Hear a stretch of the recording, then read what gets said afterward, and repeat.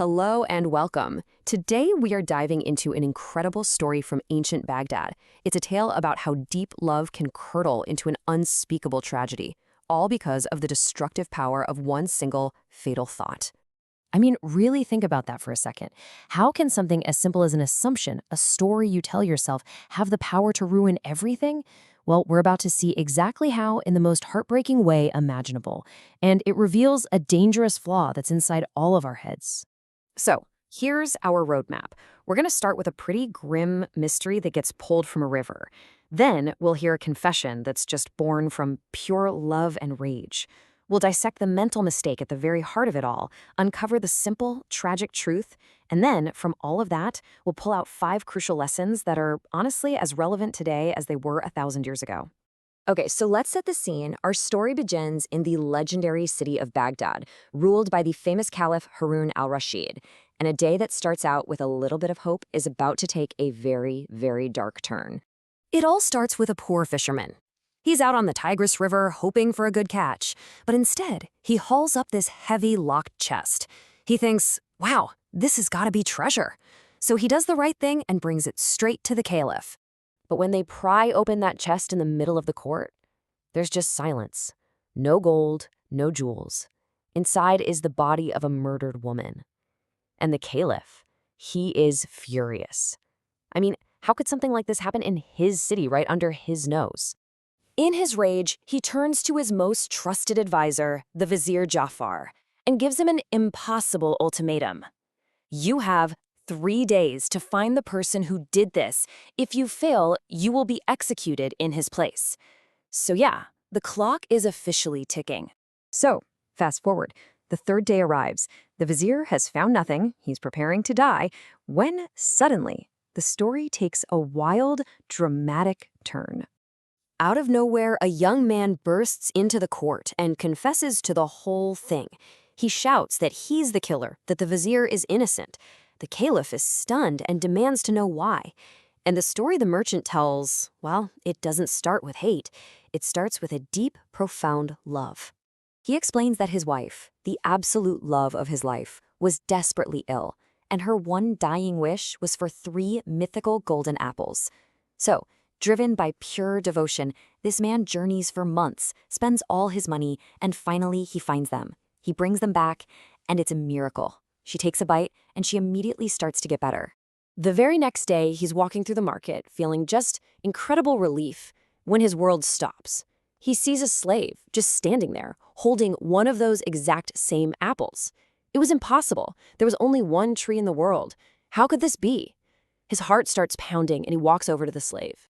He asks him, "Where did you get that? That fruit is one of a kind." And the slave just kind of smirks and says with this casual cruelty, "This apple? Oh, it was a gift from my lover." And with those 7 words, the merchant's entire world shatters.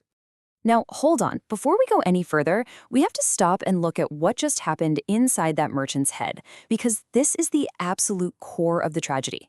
You see, the real weapon in this story isn't a knife, it's an assumption. So what is an assumption? It's really just a story we tell ourselves. It's when our brain takes a tiny piece of information and then fills in all the huge missing gaps to create a neat little narrative.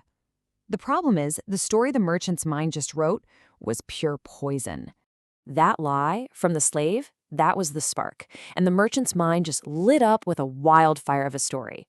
His wife faked her illness, she sent him away on purpose, she has a lover, and she gave him the very symbol of his love and sacrifice. He races home in a blind panic, and what does he find? One of the 3 apples is gone. For him, that's all the proof he needs. He confronts his wife, and she, weak and confused, denies everything. Of course she does. But here's the crucial part. He doesn't hear her. He's not listening to her anymore. He is listening to the story playing out in his own head. And blinded by rage and his own terrible certainty, he kills the woman he just crossed the world for. It's only after this horrific act, when he's completely overwhelmed by what he's done, that the merchant is confronted with the simple, devastating truth. He finds his young son crying, and through his tears, the little boy confesses. He just wanted to show his friends the beautiful apple his mom had. So he took one from her bedside, but while he was playing, a thief, yep, the slave, snatched it right out of his hand and ran away. And just like that, his entire reality crumbles to dust. His wife was innocent. The slave had lied. And his own mind, his own assumption had tricked him into destroying the most precious thing in his life. And that's why he ran to the caliph, to take responsibility and make sure no other innocent person died because of his terrible mistake. This ancient story isn't just a tragedy. It's a powerful guide. It's like a masterclass in emotional intelligence, packed with 5 huge lessons that we desperately need to remember today. So what do we learn from all this? The lessons are so clear. First, and this is the big one, don't assume. The merchant created a whole movie in his head from one bad line of dialogue. How many times do we do that, right? Fill in the blanks with our worst fears. Second, don't take things personally. Look at the caliph. A crime happened in his city, and his ego made it all about him, which almost got an innocent man killed.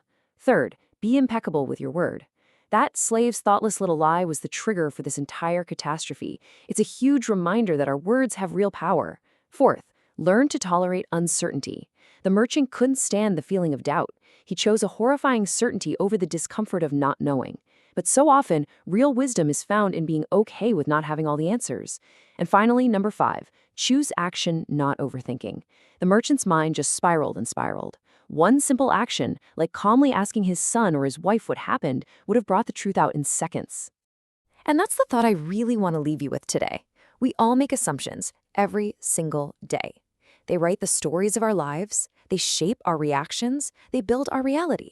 So the real question is, are you in charge of your story? Or is there an assumption right now quietly writing it for you?